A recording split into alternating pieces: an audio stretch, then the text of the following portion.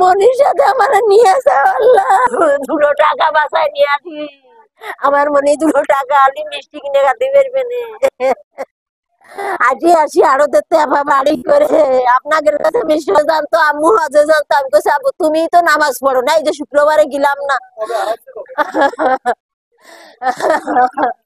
রবিবার 1 তারিখ রাত 10টা 10 মিনিটে আমি পাইনি, দেখিনি।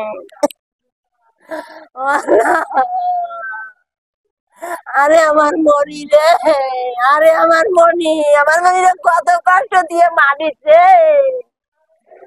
ও মনি, আলামিন নাম করে পলিটেকনিকে পড়া 2য় বর্ষের ছাত্রর মৃতদেহ উদ্ধার করা হয়েছে।